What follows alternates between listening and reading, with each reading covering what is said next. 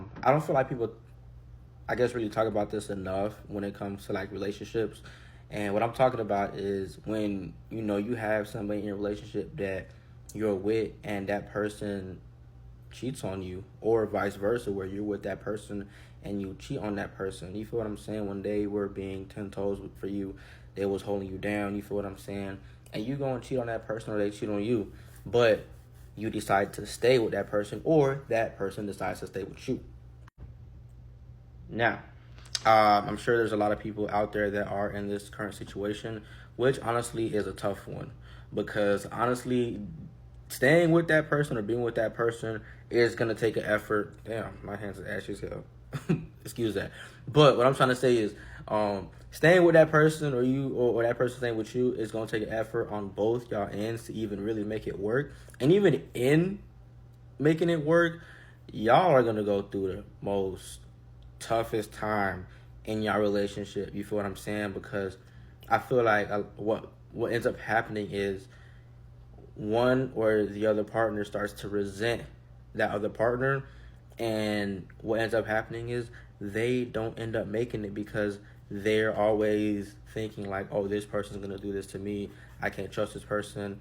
And trust is gonna be something big that really y'all are gonna have to work on for sure. Now, what I wanted to basically put out there for the people that may be going with this is, like I said, trust is going to be something hard that's going to have to be worked on by both of you guys if y'all want to make this work. You feel what I'm saying? I'm no relationship coach. Damn, my hands. But I do know that communication here is going to be clutch. Y'all are gonna have to have communication, and I feel like a lot of people say, "Oh, y'all have to have communication, this, that, and the other," but they don't actually say what that looks like or show what that looks like. And what I mean by that is, whatever that person did to you that is making you resent them or feel some kind of way about them, you're gonna have to talk to that person about that.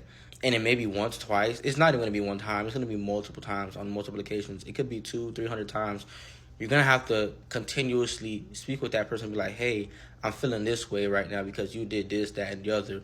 And you're gonna have so many questions. And the thing is, it's okay to have questions. And in fact, I think you should have questions. Always have questions to ask that person, because when someone does something to you that causes trauma, I think our natural response is why? Why would you do this? What led you to this? Is it something I did? But like, what did I do to deserve this? Like, why would you do this? You know what I'm saying? And it comes down to even the most littlest details that we want to know. Like, how did you do it? What time did you do it? What time did this happen? Um, and that partner has to be open to discussing that with you, no matter how hard it is. Now, understandably, it could be very hard and they probably don't want to relive that moment, but as a person that's dealt with that, like, you literally have to have that person be able to explain these things to you, so that as you guys talk about it even more, as time goes on, it could become a bump in the road. And for a lot of people, this is not easy, which again is very understandably reasonable, because that's a lot of trauma for someone to deal with. Like, moving later on down the line, you want to be with this person, but now it's hard because you're thinking of what they did to you back then. But yeah, I just want to come out here and share that, man. If y'all going through that or know someone that's going through that, let that tell that person, communicate. You feel what I'm saying? Communicate with your partner. Always tell them how you feeling on your mind, so that way you're not acting funny all of a sudden because you resent that person, and the whole time that person can't read your mind. And if they could, they understand, and then y'all could speak about it and be good.